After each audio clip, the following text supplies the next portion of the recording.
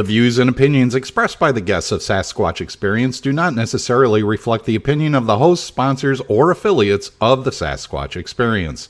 As always, listener discretion is advised. 911, what are you reporting?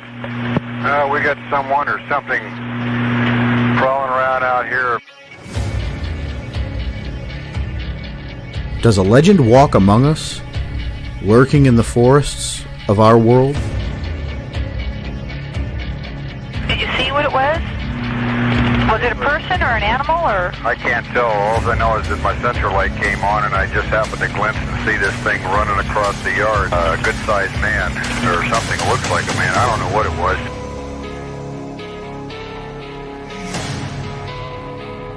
For over 15 years, we've talked with scientists, researchers, investigators, and witnesses, trying to gain insight and proof around the existence of this mysterious entity. Jesus Christ, you better... Cat, Zia! Hello?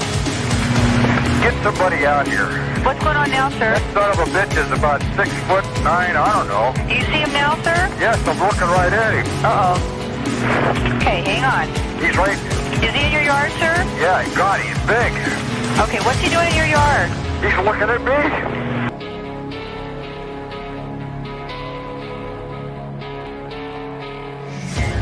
Join us as we continue into the investigation of the Sasquatch Experience.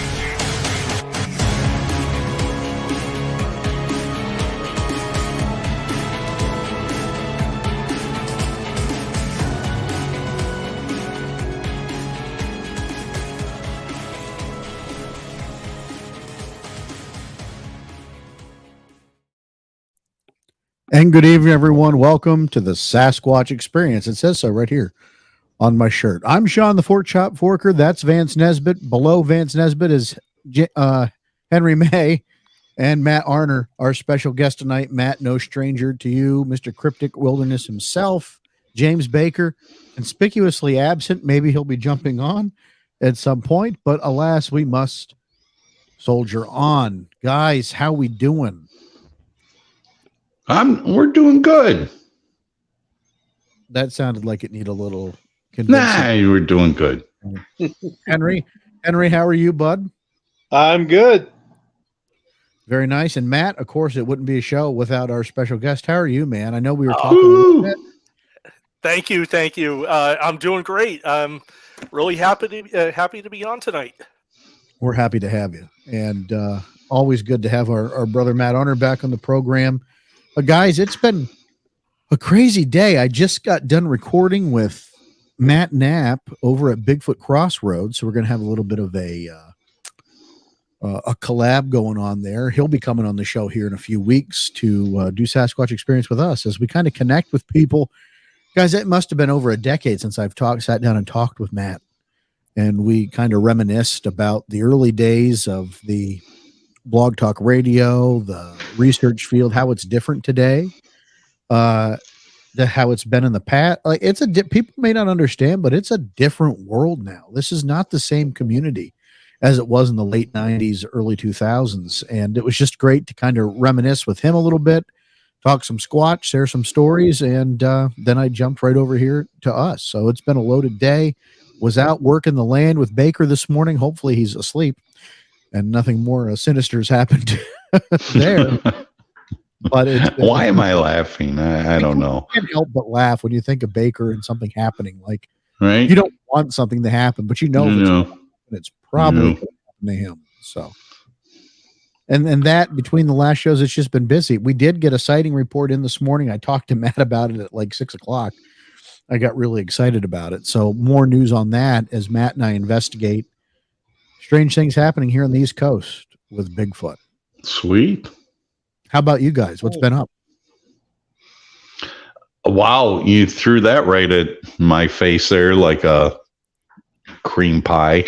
No, there's a couple of things I'll mention during the news segment at the bottom of the hour that came up as Sasquatch reports, which I found kind of interesting. But other than that, it's kind of within close proximity.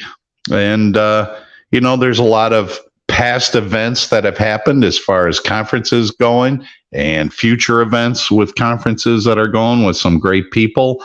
And we'll talk about that too. Yeah, most definitely. Henry, how about you? I know you were talking to me before we started the show. What's Henry reading? What have you been up to on the book front?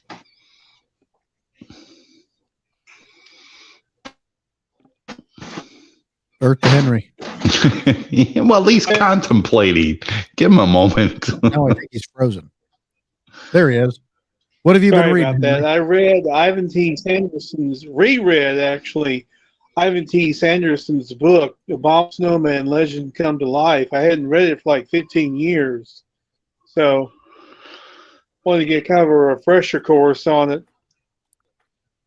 Yeah, we talked about it. I asked Henry if there was any, particular reason why he read that book. He said, no, just catching up. And I think, Henry's candor on that's kind of telling. We should all be catching up and figuring out, what's going on. Brian Corbin, evening, gentlemen. Evening, Brian, our executive producer.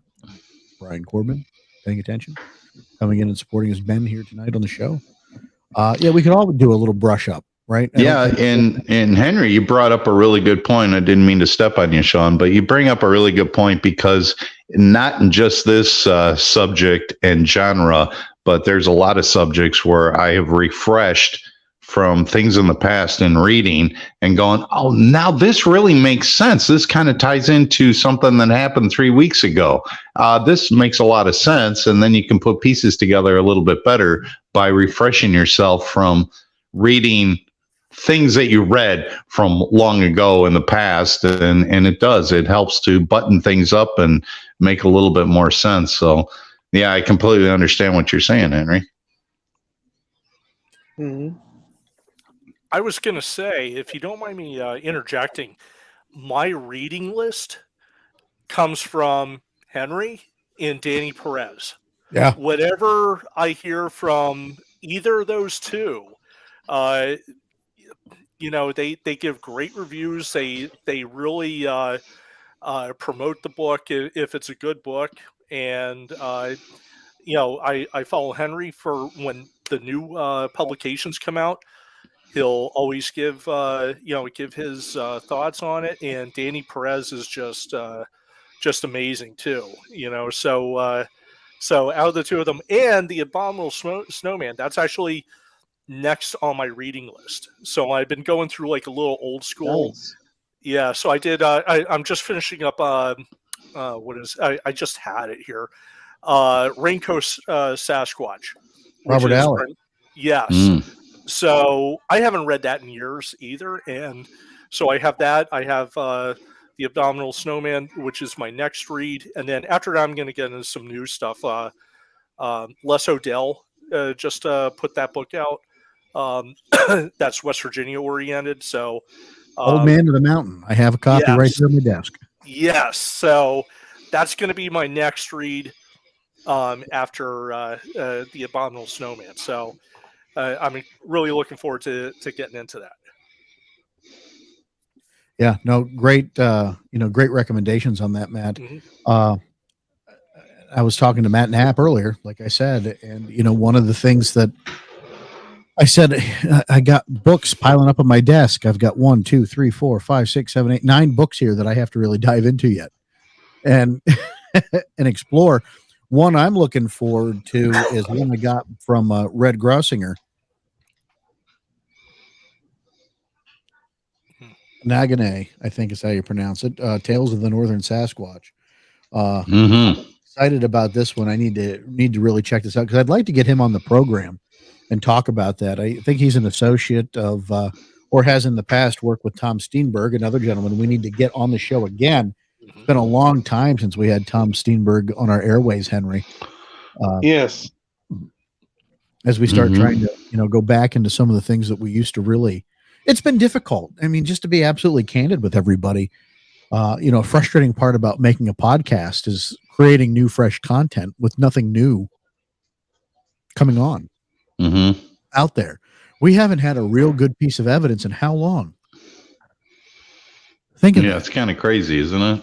Yeah. And I don't know, being in this field for so long, Matt, I'm going to get your absolute opinion on this, and you can answer Sure. it if you want to, because I don't know. It's still a little. It seems like it keeps coming back up. I was really let down by the whole Melba Ketchum study. I And was the too. DNA analysis, and you're somebody that deals with facts and hard science and what you Yes. do. It was just disappointing to me. What was your thoughts on that? Well, I know that some people had submitted evidence, and it was what they believed to be phenomenal evidence, and they either never heard anything back, or I think they were spending the money more on what they believed was the best evidence. But some of these hair, some of these possible tissue samples, I don't know where they're at, and if they were able to take copies, or not copies, but if they were to take a small sample and have those cataloged somewhere, maybe we might be in a better spot right now. But there's going to be samples that are still coming through the way. They're still being collected. But like I said, that study, I was just reading something today, and I don't really want to repeat too much, but there may have been an issue with one of the studies that were quoted in her study itself that actually was an April Fool's joke. So that came up on one of the Facebook pages today. So I'll see if I can find that before the show ends. But as for evidence, they were promising high quality, high definition film, and that was never brought forth. Right. The only thing we got was Matilda, which looked like Chewbacca, sleeping in the bush. But if it was to go in front of a jury, they're not going to find that to be credible. Yeah, I get that. And you know what, Matt? I think in some cases, and I could be completely wrong, but if you are the one that's involved in collecting some of this evidence, yeah, and in your heart, this is it, this is the evidence, you're going to go in at 100% to say, nope, this is it. And yet you do some science background on it, a little bit of research, and it just doesn't come back at that 100%, leaves you kind of disappointed. And I think a lot of the promotional effect of those turning the evidence in, saying, no, this is definitely it, because you had the personal experience of the discovery and the process of it. And then when it comes back on, well, yeah, there's not really definitive answers here. You're kind of left deflated because you went into it with this 100% attitude that you've got the golden idol here of, proving Sasquatchery. And I think that has a lot to do with it. And I think that, like to Sean's point about Melba Ketchum's, the entire, it kind of left you dry at the end of it. It's like, really, you spent this whole time watching this great crime series on TV, and then the last episode just left you with riding off into the sunset, and there's no conclusion. And it is kind of disappointing. I get where Sean's coming from too. Yes. Although, and again, I wasn't prepared for this question, but I do remember that there was a book that was written about the Ketchum study that was critical of it, but at the same point, the scientists that had written that book had said that there was some positives from that study that just weren't really seen at that time. So now we've had how many years pass by, and with that, science has kind of progressed. And there were some indicators in that data that could, eventually be useful to us. So I'll give them kudos for, trying, for looking into that. And you never know, it could be, 10, 15 years down the road that we find that maybe her procedure for doing this wasn't the right way. But maybe she did get a couple things right, in her initial study. So okay, so my question to the other three in the room here: with the research, because I did read the entire, I would say diagnosis, but it was the research that she conducted. So much of it was not in layman's terms. I'm reading Latin. I'm trying to put pieces together to try to understand exactly what was and what is not. And it was really hard for me, who's not a biological DNA scientist, to be able to say, oh, yeah, no, I completely understand what is being said here, because so much of it is in a language that I couldn't understand. And I don't know if that's, clearly it's a lack of my education on that aspect, but I'm wondering if if the rest of us kind of took that same thing to say, yeah, it was a big nothing burger. And I'm sorry I use that term because it gets pushed around a lot lately. But I'm wondering if there's a lot of information that was in the report that we might not be able to really look at and understand to go, oh, hey, the light came on. Yeah, this does make a lot of sense. Horseshit is horseshit no matter what language you write it in. No, I understand that. But did you understand all the language that was written in that report? I don't think it's necessary to. I really don't. I don't think there's any hidden cipher in there. I think it's going down to brass tacks and the spirit of the investigation and exercise, which is it was done poorly. Okay. And as many different letters as you want to, or many different Latin words. At the end of the day, junk science is junk science. I'm not going down that far and saying that's what it is, but look, in science, your credibility is everything. Oh, absolutely. I agree. It's just a lot of the terminology and the way the report was done, I couldn't follow. Well, and you're really not intended to, because stuff like that's not written for us. It's written for other scientists. And at the end of the day, I don't care what language it was written in. The procedures were poor, right? And when you're already writing a dissertation on junk science, it doesn't matter what it says because it's garbage. The moment you have when you have a credibility problem, no matter what comes out of your mouth or whatever you write, subjective and doesn't really matter. In this instance, like, it was just poorly done. And the only reason why she got to write her letter in Latin, because she wrote the journal, she published the journal herself. No. I understood. So that's got to tell you something. Like, all the other Latin reading scientists didn't give a damn enough to either look at it or even publish it. So my thought on it is, and I understand what you're saying, Vance. I'm not trying to.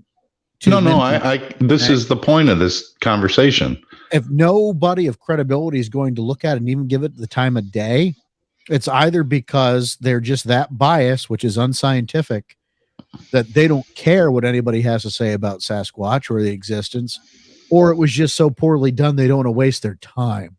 Right. And I would hate to think that scientists out there just scoff enough and joke enough and think so little of the potentiality of Sasquatch, they wouldn't even look at a decently done study. And I think the credibility issue is what caused the report to not be taken seriously. And that's just my opinion. Yeah, and I was also wondering, what's the end game? Matt, I would take your opinion. What was the end game with her doing the report that way? What would be in her psyche to do that report that way, where it eventually just comes out to be nothing but a pile of nothing? I can't answer that. Yeah, I know. Right? Really, I don't know if it was something for her, just to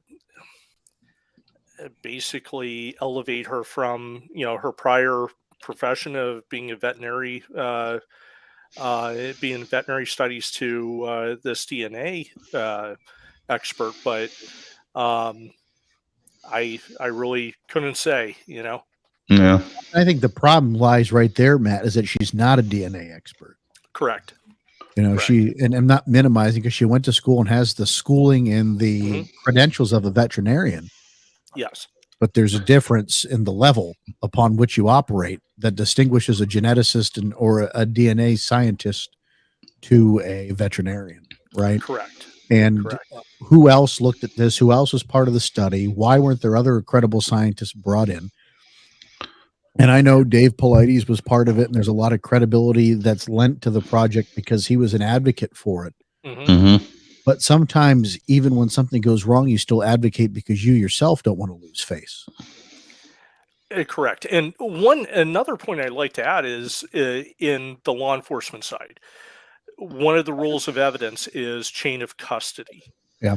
We know that this item, say DNA, item number 1, it came from this particular person, this particular scene. We know who handled it basically from the collection up to the point that it's being tested. And then once it's tested, we still have that evidence because we may have to go to court and they may say, okay, well, you have the test results. I want to see the blood pattern, or I want to see the actual knife that was used. I want to see the hair. So you have to provide that all the way through a court case.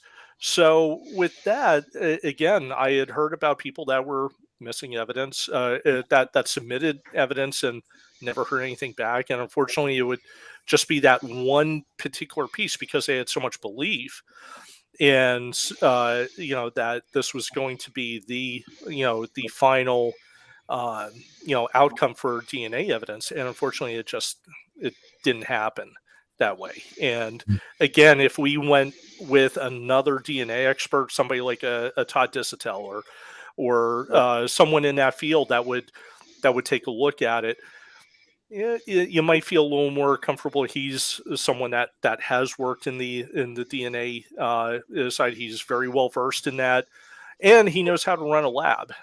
So he doesn't always give us the best answers, but hey, he's honest, in that point. So yeah, and that's the point, right? Do you want the truth, or do you want an answer that makes you happy? Correct. And sometimes they're two very diametrically different things, and they're not always going to fall into the same bucket. And for what it's worth, it was a study that was done, it was completed. Now we know, we've learned from this of how to go to the next step, how to go to the next level. And no, that's very true. And folks, it starts with you. If you're listening to this and you're a researcher, the onus is on us to educate ourselves on how to collect better evidence and to keep chain of custody. And we fall short on that. It doesn't matter if it gets to the next level because we can't answer those questions that are going to need to be answered.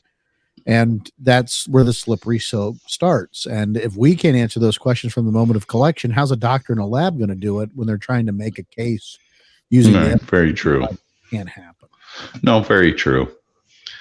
And Sean, this goes back to, this is not a slam topic. It's not a slam topic, but this goes to Matt Moneymaker, who wrote a report, about a Pennsylvania sighting and deer. And in his report, he clearly states, well, deer is the primary protein source of a Sasquatch. Well, how the hell do you know that? Yeah. How do you know that? And to put out publication like that to say, no, that's the primary protein source of a Sasquatch. I understand there's a notoriety value to that. Okay, you want to be the first one on the scene, but you don't know that it's not a plant-based. You don't know it's not fish. You just don't know if the thing is real or not. You don't have one in your garage to understand what its primary protein source is. So stop putting out these publications like that. That drives me nuts. We just don't know yet. You have to remember who he's writing for. No, I get it. He's not writing for us. He's writing for people that are cemented in belief. Like in that Moneymaker's mind, Vance, he solved this. He's proven that Sasquatch exists. Oh, I understand that. And his people believe people in general. It's not like that follow. No, I get that. And believe that. So he's writing in the supposition that the people reading this are people that already believe in him, believe in the cause that they're working for, that this is a legit animal. What I would have said is we believe deer to be a common source or primary source. Right. We believe based upon the fact that we've found carcasses, we've found missing organs from carcasses. We've had eyewitness reports of Bigfoot carrying deer. That's the logical way to make that argument. However, still, Vance, at the end of the day, we go back to what you just put in front of us. You don't have one in the garage. How do you know what it eats? Right. So you have to remember, when he's writing, he's not writing for the people like us. He's putting it out there for people that believe. People Yeah, that I understand that. And, you know, there's a term for that, and it's called a false prophet. And I appreciate the BFRO taking reports. I do. I appreciate the fact that there's at least a reporting site, whether it's BS or not. At least there's a chronological reporting site that people can go to and put whatever encounter they had onto a site. And that's cool. I appreciate that. But to turn around and like you said, I completely agree with you. He's preaching to his own choir to state, no, this is how it is, and then yes, they're real, and this is what their hair is, and this is what they do, and I was like, come on, you don't even know the dietary consumption. How many reports have we heard where a Sasquatch only eats the entrails and not the meat of a deer? None of this makes sense, but to say, oh, well, a deer is the primary protein source of a Sasquatch. Really? Well, what's the deer population in northern Alaska where there's been seen up there? Not a whole lot. So why are you saying something like that? It drives me crazy. Well, and again, that's regional, if that's the area he chose as the, the basis of his argument. But here's one thing that I'll add to your point. Though a great database it is, when you start putting out claims like that, you start putting attention that may not be positive on the validity of the database. And what I mean by that is, are these reports really properly vetted from a place of objectivity? Or are they now done from the lens of somebody who's a diehard believer? And as I talked about earlier tonight with Matt Knapp, is objectivity is key. You have to go in without any bias, no matter what my personal experience is. If I've had sightings, which I've had encounters, I have to take my own experiences and remove that. So when I'm dealing with witness A now, this witness in front of me, I'm looking at it with a blank canvas and a fresh perspective and a clean lens. Now, after I take their story, would I rely on some of my experience to, check the validity? Yes, of course. But that doesn't make it any more legitimate. No. It just adds another perspective to it. And at the end of the day, these thousands of sighting reports are a great collection, but until we have something of concrete proof, it's always going to be looked at with some sort of skeptical lens. And honestly, when you write things like that, it makes it harder for people to take that seriously, in my opinion. Agreed. Well, guys, guess what? It's time for the news. And when we come back, we're going to talk to Matt about some of the things he's been up to. Stick around for the Sasquatch Experience. Sean Forker, Vance Nesbitt, Henry May, and Matt Arner. All right. That was a barn burner. And we'll be right back after the Bigfoot Bullhorn. News team, assemble!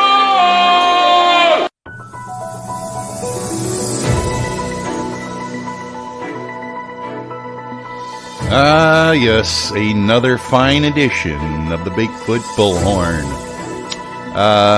Let's get started by doing something I haven't done in a while, which is a couple of Bigfoot reports from the area. Y'all excited? Huh? Y'all clinched and excited? This first location is but a baseball's throw from where I'm at. Now, many of you think, oh, Vance lives in Chicago. Well, I really don't. It's kind of Chicago general, but I'm 30 miles west of Chicago in the Fox River Valley region. But this Bigfoot sighting took place in Will County. Like I said, I could throw baseballs into Will County, to this area where the sighting was observed in January of this year. What is stated is grandkids spotted. Aren't we all grandkids? Grandkids spotted what they saw as a Bigfoot in a ditch along a tree line in rural Custer Park, Illinois on January 21st. It stood watching them. When they looked away, it moved a little ways and stopped. When they looked back at it, they got pictures of it, which I cannot find any of the pictures, and they found footprints. One of the pictures looks like a bear, and we don't have bears in this area. We have wolves and other predatory animals, but no black bears in this area. Also noted, it states here husband and grandson, but that's kind of weird. It should just say man and his grandson have heard howls and knocks at night. Made the hair on the back of the man's neck rise.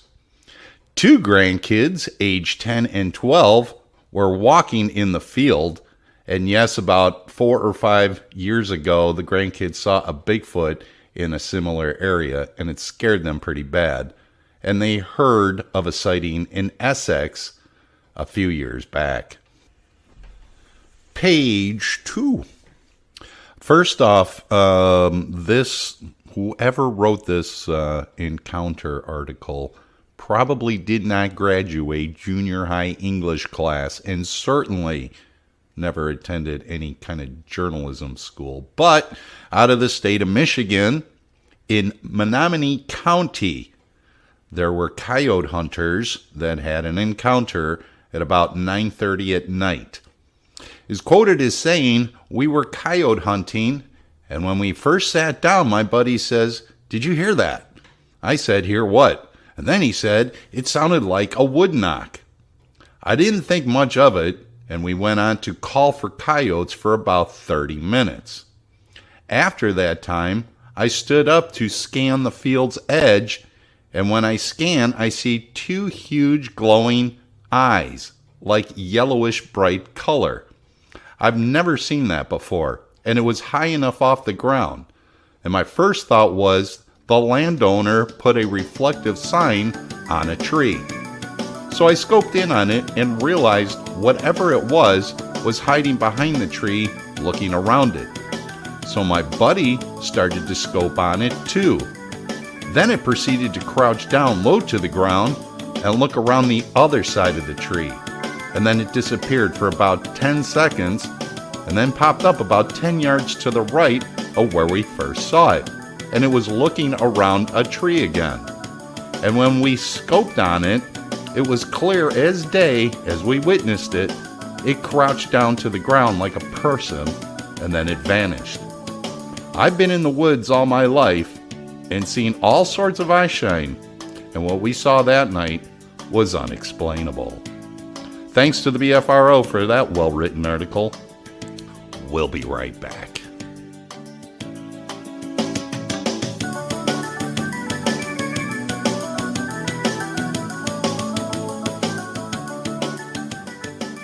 You're listening to the Sasquatch Experience.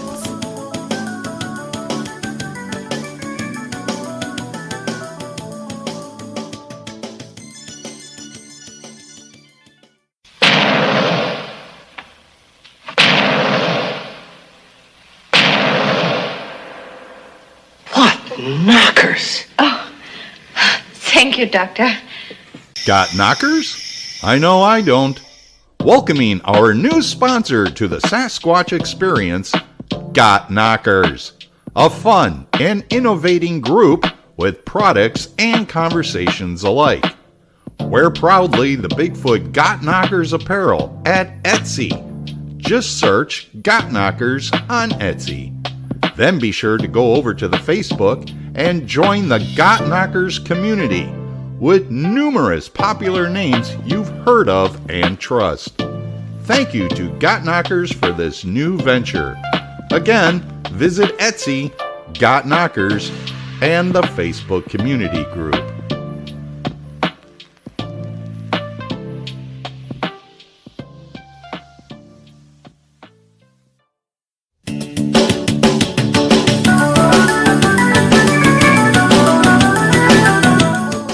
And welcome back.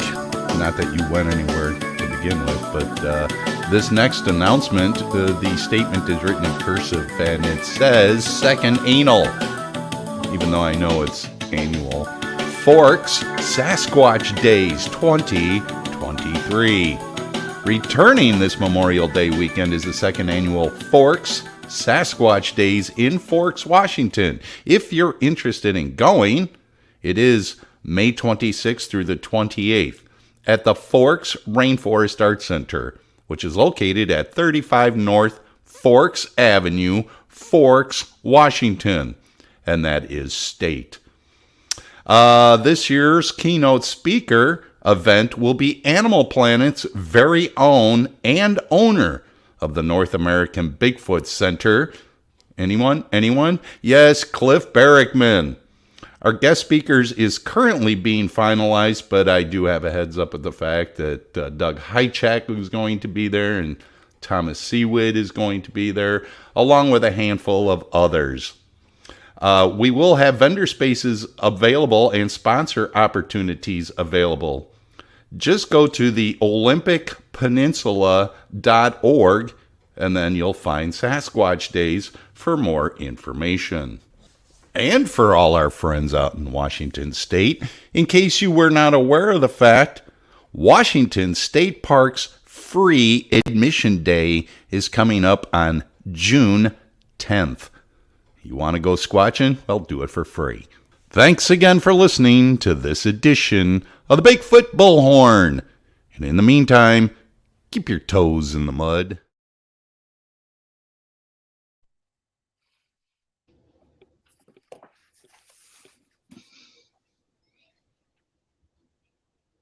Mm-hmm.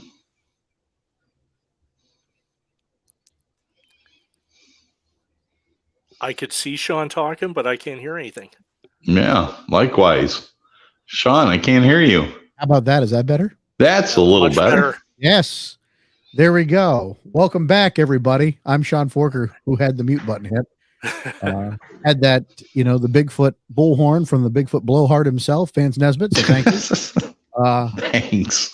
Matt, what have you been up to research-wise? We brought you on the show to talk about you now that we've gotten rid of DNA. Yeah, absolutely. I'm doing some fun stuff. So I have the research area that I'm basically working on right now. It's in north central Pennsylvania. I have a camper now that's on a permanent lot there, so I could go there anytime I want. And I've been going up and there's a couple different specific areas I've been looking at. There's some BFRO reports that I've seen that are close to that area. I'm also looking at different Facebook groups, whether it's a Bigfoot group or a hiking group, hunting group. Sometimes there's some information that comes out from there, as well as speaking to local people up in the area that will, open up and maybe say they saw something. So I've been in this research area. The only problem that I see with it is it's tough to do it alone.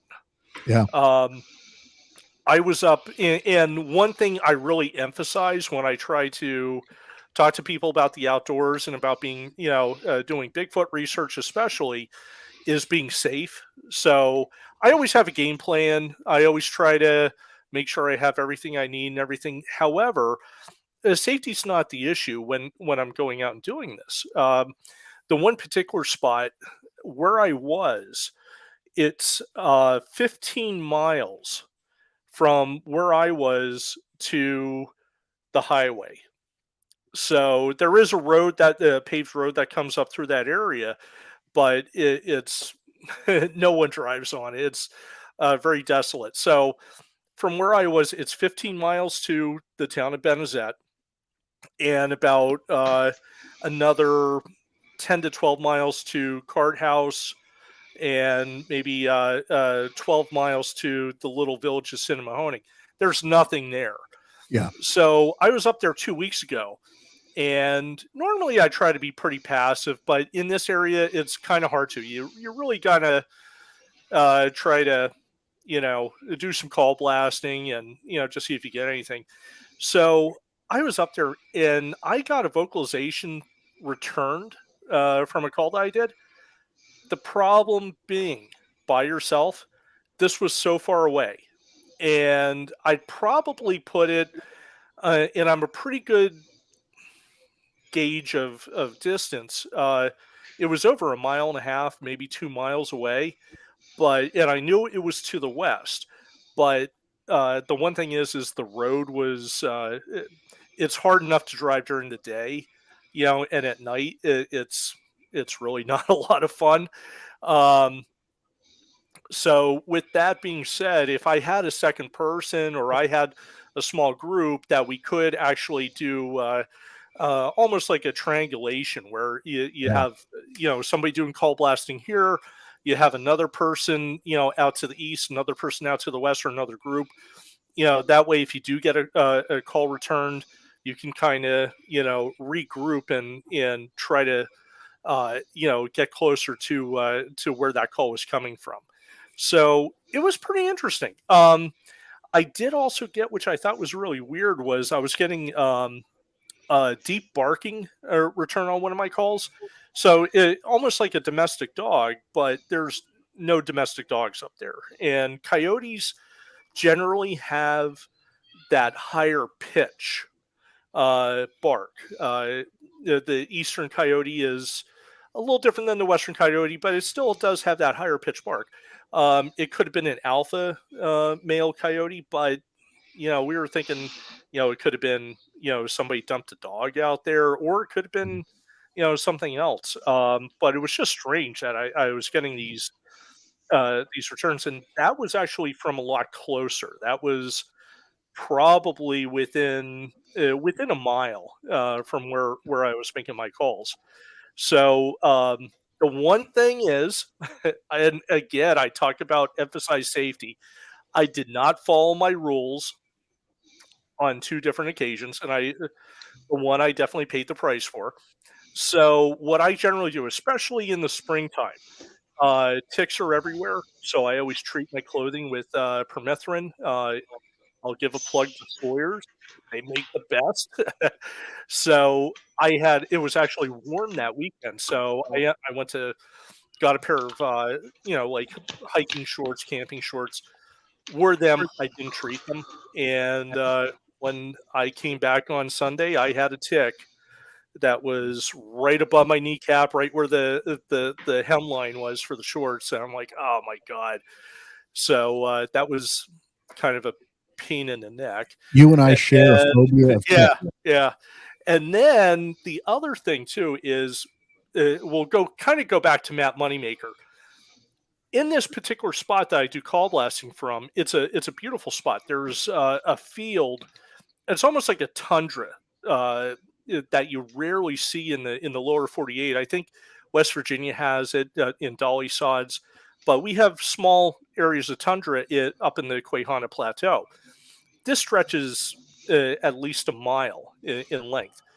Right next to where this little piece of tundra is, there's also power lines. So I was doing my call blasting right where the power lines are. Well, I'm sitting there and I hear crackle, crackle, crackle. And I look up, I'm like, oh my God, I'm right underneath the power lines. And the one thing I think of is, if you ever seen that picture on Facebook, which I've seen this actually happen before, is those power lines sometimes go down in winds or they just fail, and whatever's underneath them is boom, it gets completely fried. So Were you with us out at the farm in Catawissa? I don't think so. No, Les and Ray Okay. and Dustin were up on the mountain under the power lines, and it was incredibly cold. Yes. And you could hear the snap, crackle, and pop of the electrical, and it was scary as hell. Oh, it is. It is. You're thinking, oh, I'm gonna get zapped here in a minute. Yeah. It was scary. But I absolutely. what you're talking about. It's an experience in itself. Absolutely. So that's kind of my next thing is trying not to do call blasting from underneath the power line or anywhere near the power line for all that matter. But it was actually a pretty good spot. But as summer progresses, not only do I have to worry about ticks, but there's rattlesnakes up there. There's that's one of the highest concentrations of rattlesnakes in Pennsylvania. So we got to watch out for them. Wildlife. Hey, you know what? I've had my run-ins with bears, coyotes. They really don't want to be bothered by it, or if they do, it's because you have food, and you shouldn't be, bringing out your double packet of Reese's, like I sometimes do, but because bears will smell that. Yeah. So, but anyways, I have been, primarily work in this area, keeping tabs of where I am getting these calls from, um, putting up game cameras. I'm putting up overnight recorders. Uh, I'm usually checking the recorders. I'm only putting them up for the night, and then taking them the next day, just in case I get anything. If I put the long duration recorder out there for 2-3 weeks, and I get something on the second day, it's really. Now, on the other hand, if I don't have the recorder out there and something's yeah, but at least now I can definitely have a time that, okay, hey, on on Thursday night, between 11 p.m. and 1 a.m. I heard heavy footfalls, I heard whistling, I heard different vocalizations, and if I can get a pattern from that, then maybe we might be able to have a different experience at that point. What long-term recorders are you using? Who makes them? The ones you use? I have the Olympus. I may have it in my bag. So let me just see which model it is. Sure. I'm not quite as up on the technological end as some of my counterparts, but here we go. So I have the Olympus DM720, and I have it right here. There it is. And this is a really, really decent recorder. It was recommended by a researcher from West Virginia who, does a lot of, audio recordings. And it really has worked out well. They're a little pricey, but,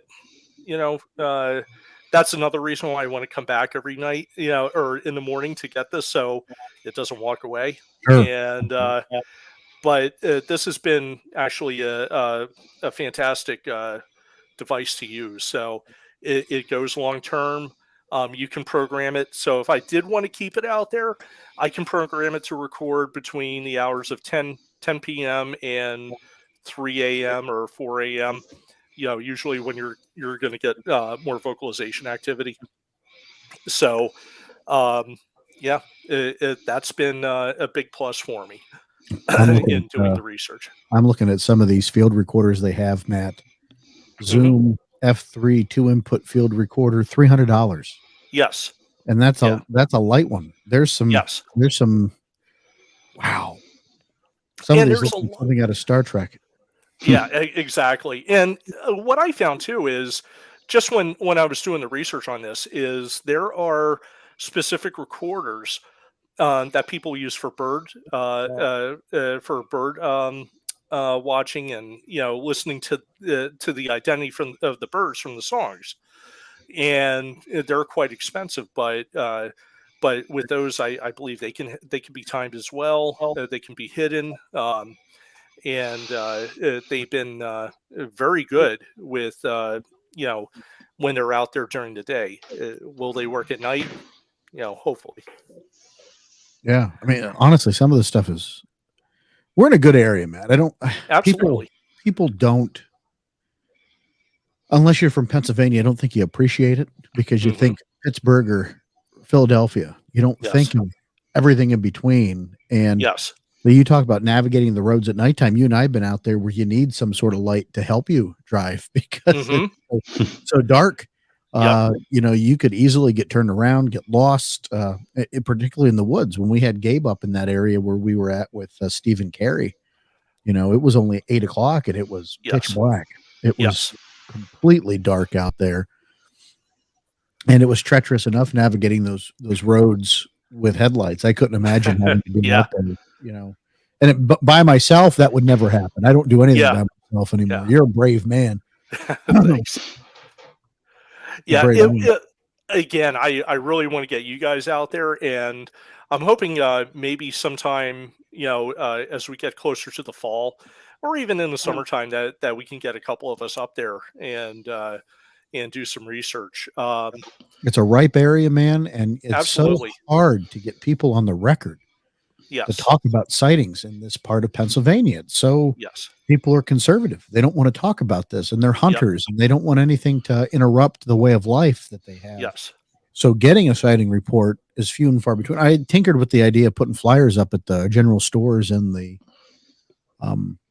convenience stations up those ways. But I just don't know if we'd be spending more time weeding through bull crap or if we'd actually be getting some legitimate reports, you know?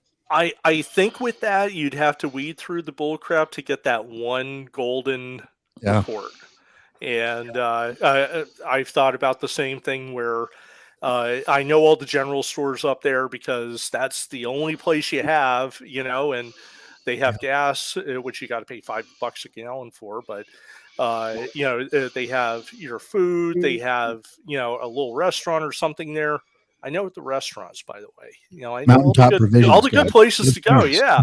So, but anyways, with that, that's not a bad idea. You are, you know, we would all get, you know, hey, I saw a Bigfoot, you know, riding on a mountain lion, you know, yeah, you're going to get those, but it's going to be that one person that comes through and says, hey, you know, this is what I saw. In one of the Facebook groups, it was one of the hunting groups, somebody came out and said that they had seen something in my research area.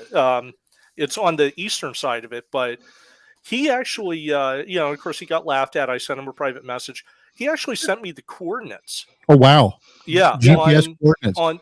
On his, we have the Onyx app. And which again, a great app, by the way, for people who need it. 100%.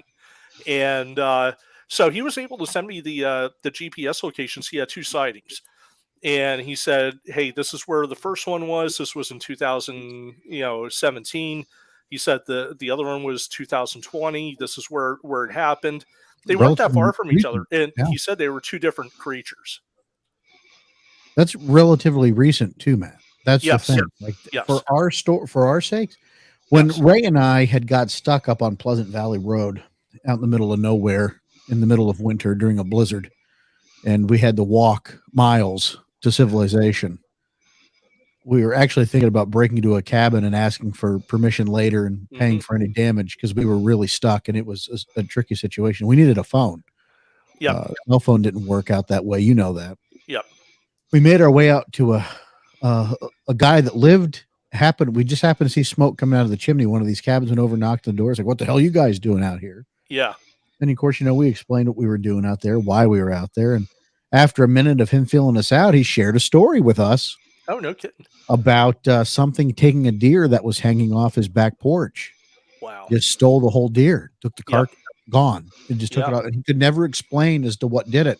And every year around the end of summer, he gets, like, people know something's there and they get this horrible smell that occurs. And so I've wanted to get back out that way. My dad ended up coming to rescue us that night, but it was on old Route 14, you know, to tell you, you know, in the general area where that was. Yep.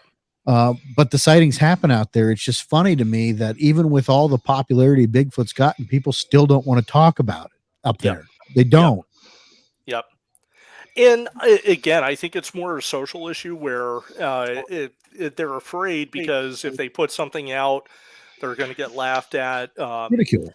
Yeah. And so they'll just keep the sightings to themselves. And, you know, sometimes when they do actually come out and say something, I'll send, if it's on a non-Bigfoot page, you know, if it's a hiking page, you know, one of the hunting pages, I'll send them a private message and say, hey, listen, you know, I believe you. Can you tell me a little more? And, you know, usually when you come out like that, you do get, you know, the people to open up and tell you about their experience. Yeah. There's so many people that have had experiences, and you know, even like, you know, I'll go back to my mom, and I told you guys from my last podcast with you guys, my mom saw a Bigfoot, you know, when I was a young kid. She never reported that. You know, it was just something that, you know, she told my dad. They went out in the car and drove out to the road. They told me I had to stay home, which to me, that was probably one of the most traumatic experiences of my life. But again, how many people have these experiences and just don't tell anyone? And it could be, not as it could be more common, that there is something out in the woods than if people are not talking about it. We got a report this morning that Yes. we got an investigator. That's coming from Delaware, but Mhm. still, nonetheless, it's amazing how these things sometimes come in waves too. And it's been a while since we've had some decent sighting reports. We're starting to get them. I just wish we were getting more of them from our area. So, folks, if you live in the North Central PA area, get a hold of us. We'll investigate it. Yep. It's what we do. Yep. Matt, you're going to be at the Small Town Monsters Fest next week, correct? I am coming as a guest of you guys. Yeah, So Matt's coming. He's going to be I'm all a excited. live show. Yeah, I'm excited. Yeah. We always have a good time when we get together, Matt, whether my it's God, research or Yeah. bullshitting at conferences. It's what we do. Vance, Henry, you guys have any questions for Matt? I don't know that I have any questions. All these series of thoughts of, your points that you brought up during this whole conversation. How many times have we heard this over and over that you have, let's just say, 200 documented reports? There's probably another 500 that are undocumented because people just don't know what to do with it. They don't bother to look into an area to maybe make a report, or they keep it personal to themselves and they share it with their close family members, and that's it. And boy, if we had all that information on top of what has been reported, we're talking an absolute plethora of amazing information. Yes. But unfortunately that doesn't happen. I agree. So Yeah. And I think it's one thing I was telling Sean too is I had another police officer. He doesn't work with me. He's with another agency completely. The guys were kind of busting me about the Bigfoot thing, and he came up. He was like, "Dude, I had an experience," and we talked at length about this experience that he had with vocalizations, the odor, and he was like, yeah, he was like, there's no other way to explain it. He knows coyotes. He's very well versed in the outdoors. He said this was something that he never had any sort of dealings with before. It was in a very remote area of actually central Pennsylvania. And, again, I think as more people bring it into the mainstream, not just from the TV shows, but even from people like us, just talking to friends about it and stuff, you're going to get more people coming forward saying, hey, I think I saw something in the woods, or Right. hey, I had an experience I couldn't explain. And to me personally, I don't care if it happened back in the 1960s, 70s, 80s, 90s. It doesn't matter. Yep. Because I don't think the behavior of the creature changes much. Yes. No matter what year it happened in, it's just the sharing of the story and the environment and the setting in which that experience happened in can still go to relevant research today. I really quick, because I know we're getting close to the time, but I did. There's 2 BFRO reports from up in that area, and they were both on the same road. And the road isn't a very big road.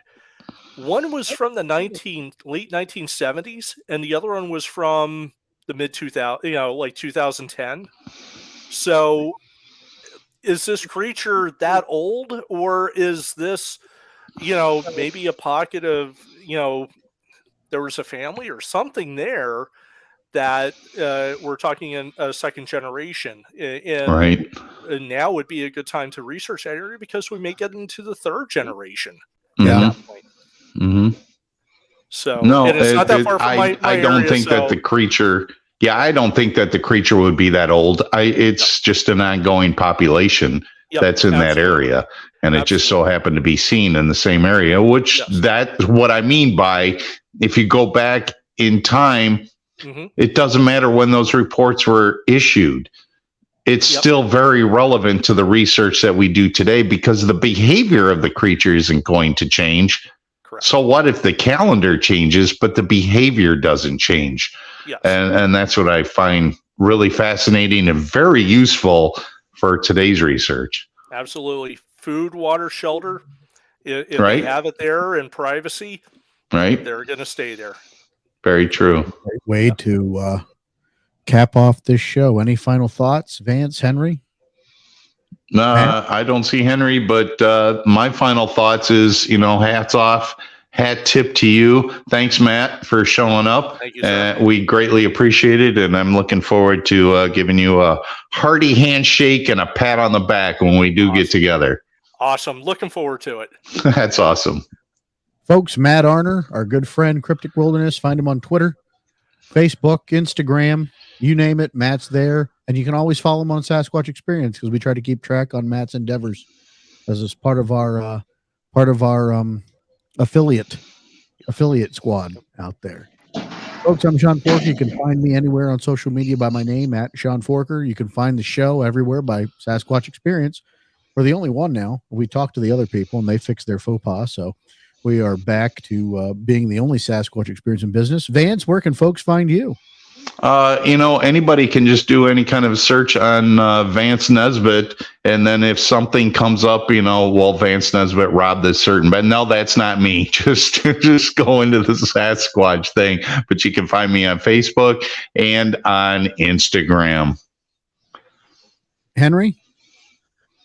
I don't see Henry. Just look on Facebook, Henry B. May the 4th. There he is. Henry B. May the 4th, and ladies, we're trying to get him a 5th. So there it is on Facebook. Henry, take us out. Y'all be good or be good at it. Folks, Sasquatch Experience. Matt, thanks for joining us. We'll see you in 2 weeks.